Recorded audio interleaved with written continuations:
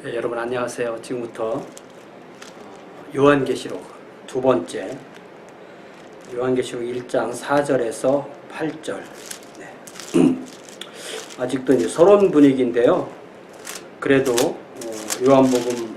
요한계시록 1장 4절에서 8절 사이에서는 삼위일체 하나님이 명확하게 나오시고요. 특별히 제가 오늘 강조하고 싶은 것은 4절에 보니까 이제도 계시고 전에도 계셨고 장차 오실 이 이렇게 되어 있고요. 이제 성부 하나님에 관한 표현에 장차 오실 이 이런 표현이 있어요. 그리고 8절에도 또 주 하나님이 이르시되 나는 알파와 오메가라 이제도 있고 전에도 있었고 장차 올 자요 전능한 자라. 그러니까 우리가 에덴 이야기를 보면요. 에덴 이야기를 보면 아담과 하와를 지으시고 하나님께서 에덴에 찾아오시는 이야기가 있습니다. 그러니까 하나님의 마음, 하나님의 그 인텐션, 하나님의 그 뜻은 우리와 함께 하시는 거예요. 그러니까 하나님의 가장 기본 마음은 우리를 지으시고 우리와 함께 하시는 겁니다. 여기 그 창세기 3장 앞부분에 보면 이제 아담과 하와가 선악을 알게 하는 나무의 열매를 먹는 범죄 이후에 그들이 7절에 보니까 이에 그들의 눈이 밝아져 자기들이 벗은 줄을 알고 무화과 나무 잎을 엮어 치마로 삼았더라. 자, 8절에 그들이 그날 바람이 불 때 동산에 거니시는 여호와 하나님의 소리를 듣고 아담과 그의 아내가 여호와 하나님의 낯을 피하여 동산 나무 사이에 숨은지라 여호와 하나님이 아담을 부르시며 그에게 이르시되 내가 어디 있느냐. 그러니까 하나님의 모든 사람을 향한 뜻은 멀리 떨어져 계시는 게 기본 뜻이 아니고 우리와 함께 하시는 것이 하나님의 기본 뜻입니다. 그래서 우리가 여기 지금 창세기 3장을 보고요. 요한계시록 1장을 보고 다시 요한계시록의 맨 마지막에 하나님께서 하나님이 원하시는 것이 무엇인가 라는 것을 우리가 볼 때 요한계시록 21장 보니까 또 내가 새 하늘과 새 땅을 보니 처음 하늘과 처음 땅이 없어졌고 바다도 다시 있지 않더라.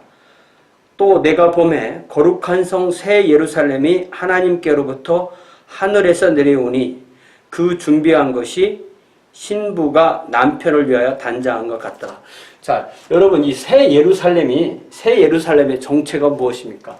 새 예루살렘은 어떤 장소나 어떤 도시라기보다 우리가 도식적으로 하나님이 계신 하늘 그리고 어떤 이 공간 그리고 이렇게 땅이 있다고 할 때 새 예루살렘이 하늘에서 땅으로 내려왔다고 했기 때문에 이 새 예루살렘은 구원받은 성도의 총합을 의미하는 것이라고 저는 이해를 합니다. 네. 새 예루살렘이 하늘에서 땅으로 내려온다 되어 있죠. 네. 새 예루살렘이 하늘에서 땅으로 내려온다. 2절에 분명히 되어 있어요. 거룩한 성 새 예루살렘이 하나님께로부터 하늘에서 내려오니 그 준비한 것이 신부가 남편을 위하여 단장한 것 같더라. 그러니까 새 예루살렘은 신부이고 신부라면은 신랑은 예수 그리스도겠죠. 예. 그리고 3절에 보니까 내가 들으니 보좌에서 큰 음성이 나서 이르되 성부 하나님의 말씀입니다. 하나님의 장막이 사람들과 함께 있음에 하나님이 그들과 함께 계시리니 그들은 하나님의 백성이 되고 하나님은 친히 그들과 함께 계신다. 우리가 창세기 17장에 아브라함을 부르시고 아브라함의 후손으로 나는 그들의 하나님이 되고 그들은 나의 백성이 되리라고 하신 이 하나님의 왕국을 풀어서 말씀하시는 이 말씀이 이렇게 요한계시록까지 계속 오는 거 볼 수가 있어요. 그래서 성경의 전체 주제는 하나님의 왕국인데, 하나님의 왕국을 하나님 측에서 말할 때와 사람 측에서 말할 때, 하나님 측에서 말할 때는 나는 너희의 하나님, 너희는 나의 백성. 사람 측에서 말할 때는 여호와는 우리 하나님, 우리는 그의 백성. 이렇게 나가는 겁니다. 그것이 바로 이루어지는 건데, 그것이 이루어지기 위해서 가장 중요한 것이 삼위일체 하나님이 사람들과 함께 산다는 거예요. 그 표현이 바로 하나님의 장막이 사람들과 함께 있음에 하나님이 그들과 함께 계시리니 이겁니다.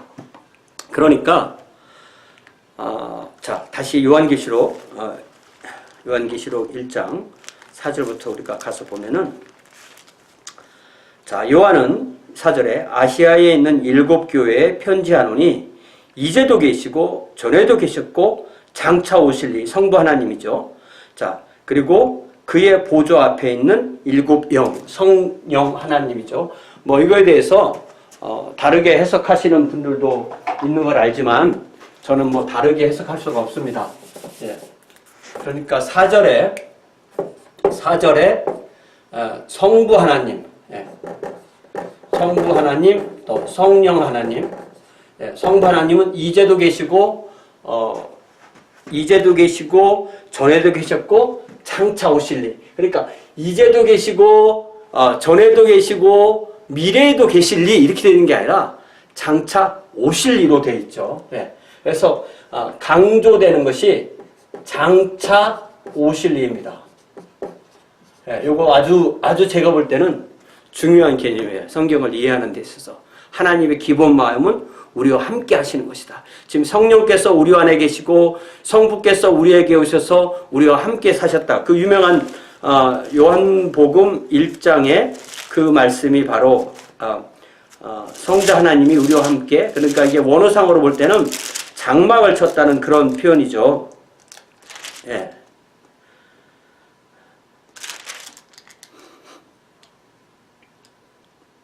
요한복음 1장,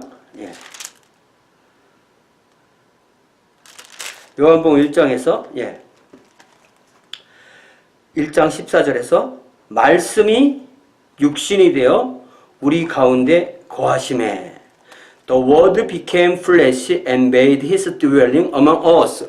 이것이 원어상으로는 텐트를, 장막을 우리 중에 같이 쳤다. 그러니까 우리랑 함께 집을 짓고 살았다.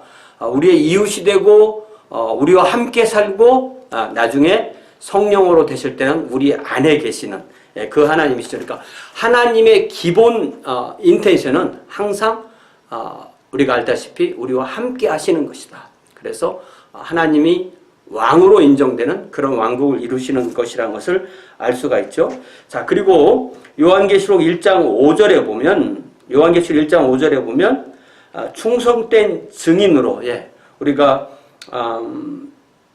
1장 2절에서 예수 그리스도의 증언, 곧 자기가 본 것을 요한에게 다 주었을 때 요한이 증언했다고 되는데, 그러니까 예수님은 증인이시고 또 증언을 하시는 분이라고 되어 있고, 그러니까 요절에서도 또 충성된 증인으로 죽은 자들 가운데서 먼저 나시고, 죽은 자 가운데서 천년여름 먼저 나셨기 때문에 저와 여러분도 죽은 자 가운데서 부활한다는 이 소망이 바로 요한계시록의 소망인 줄 믿습니다. 자, 충성된 증인, 죽은 자들 가운데서 먼저 나신 분, 땅의 임금들의 머리가 되신 분, 그분이 바로 예수 그리스도신데, 표현이 나오죠. 성부는 이제도 계셨고 전에도 계셨고 장차 오실 리. 성령은 그의 보좌 앞에 있는 7영. 7이라는 것은 숫자를 의미하는 것이 아니라 완전을 의미하는 표현이죠. 그리고 성자는 세 가지로 표현되죠. 첫 번째는 충성된 증인, 죽은 자 가운데서 먼저 나시니, 땅의 임금들의 머리가 되신 분, 증인, 그리고 부활의 첫 열매, 그리고 통치하시는 왕이신 우리 주님. 그 분으로 말미암아 은혜와 평강이 너희에게 있기를 원하노라. 자, 그리고 다시 성부 하나님에 대한 설명이 또 나갑니다. 우리를 사랑하사 그의 피로 우리 성자 하나님에 대한 표현이죠. 우리를 사랑하사 그의 피로 우리 죄에서 우리를 해방하시고 그의 아버지 하나님을 위하여 우리를 나라와 제사장으로 삼으신 그에게 영광과 능력이 세세토록 있기를 원하노라. 자, 여기 나라와 제사장,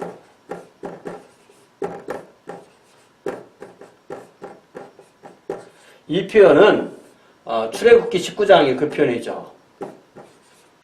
이 출애굽기 19장은 하나님께서 무엇을 하시는지를, 하나님께서 이스라엘 선택하신 목적이 무엇인지를 정확하게 알려주는 아주 중요한 챕터, 그 성경 말씀이에요. 그리고 출애굽기 19장은 아예 머릿속에 딱 이렇게 우리가 넣어 놓아야만 성경을 이해하는데, 하나님께서 하시는 일을 이해하는데 아주 핵심되는 구절이 바로 출애굽기 19장입니다.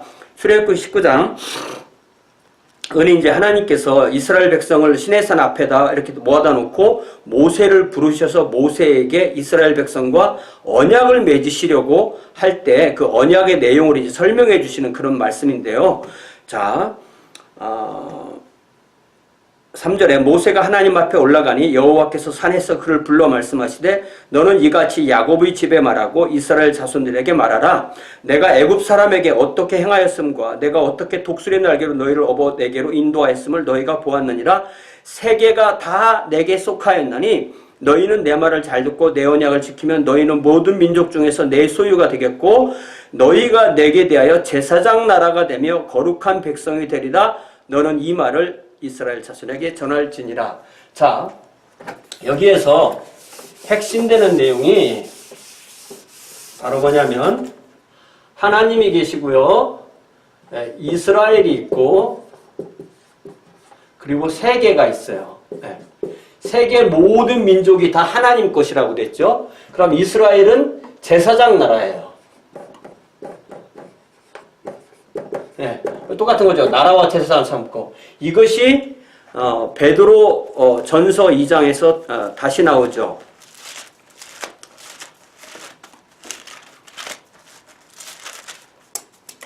베드로 전서 2장의 9절에 그러나 너희는 택하신 족속이요 왕같은 제사장들이요 거룩한 나라요 그의 소유가 된 백성이니 이는 너희를 어두운 데서 불러내어 그의 기이한 빛에 들어가게 하시니에 아름다운 덕을 선포하게 하려 하심이라. 자, 제사장입니다. 이스라엘은 제사장으로 부름을 받았어요. 자, 그러면 제사장의 정의가 무엇이냐? 한 제사장은 그의 백성 앞에서 하나님을 대표하고 하나님 앞에서 그의 백성을 대표하는 사람이 제사장이에요. 다시 한번 얘기할게요.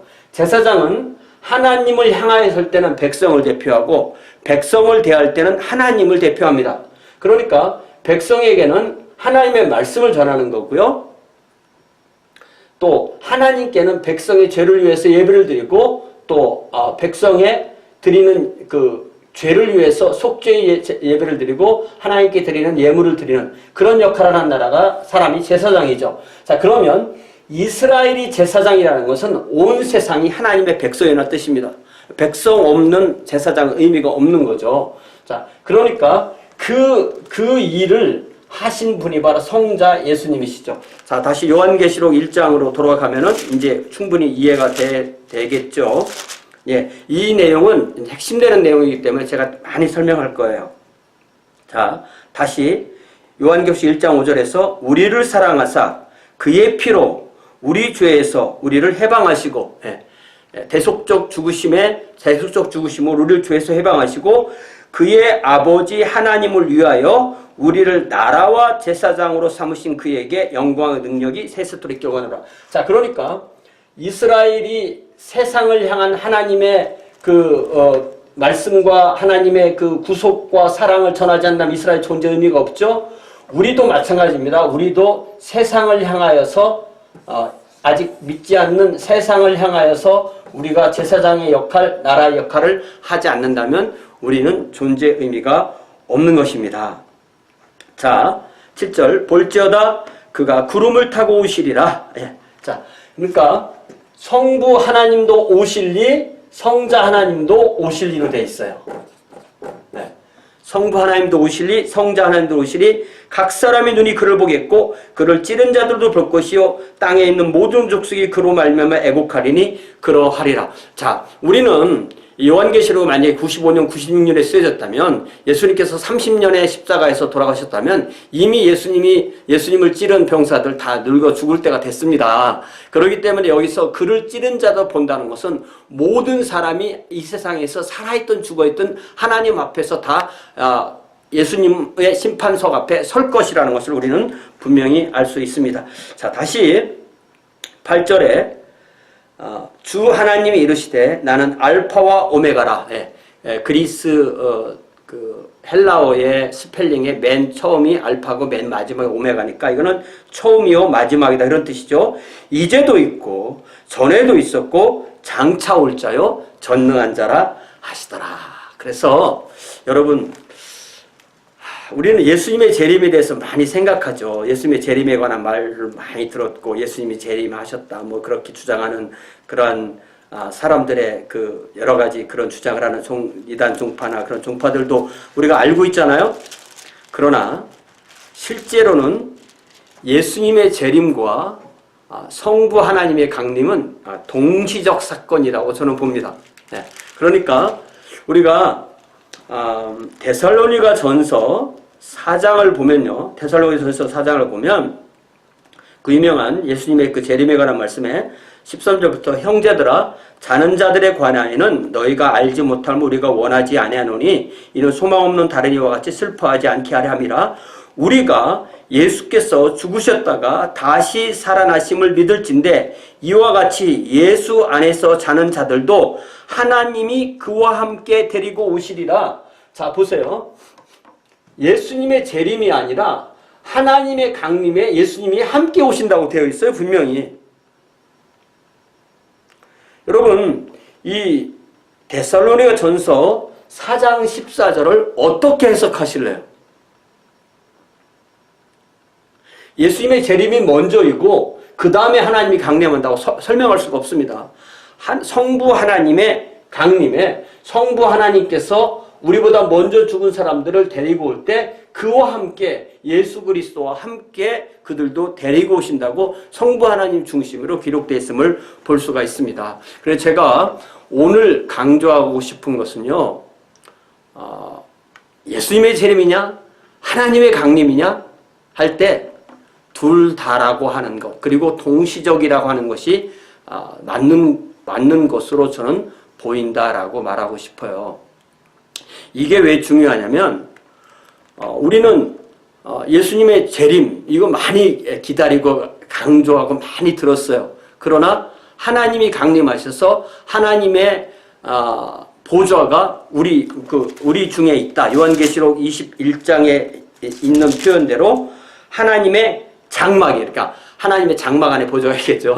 하나님의 보좌가 내려오면서 하나님의 장막이 우리와 함께 계셔서 하나님이 그들과 함께 계시리니 그들은 하나님의 백성이 되는 이 최종적인 모습은 새 하늘이 아니라 새 하늘과 새 땅이라는 새 하늘과 새 땅이라는 이 세상에서 이 새로운 세상에서 하나님의 장막이 계시고 하나님과 그의 백성이 함께 사는 그 정확한 지점은 새 땅이라는 겁니다. 이것도 우리가 많이 강조 못한 거예요. 우리가 최종적으로 부활한 몸을 가지고 살 곳, 하나님과 함께 살 곳, 하나님의 장막이 사람과 함께 있는 이것을 그러니까 요한계시록 21장 3절에 이것을 이루기 위해서 창세기부터 계시록까지 성경의 역사가 흐르는 겁니다. 그렇기 때문에 우리가 사실 요한계시록을 모르면 결말을 모르는 거죠. 그런 면에서 여러분 저와 함께 이 요한계시록을 함께 계속 공부했으면 좋겠습니다. 감사합니다. 오늘은 여기까지 하겠습니다.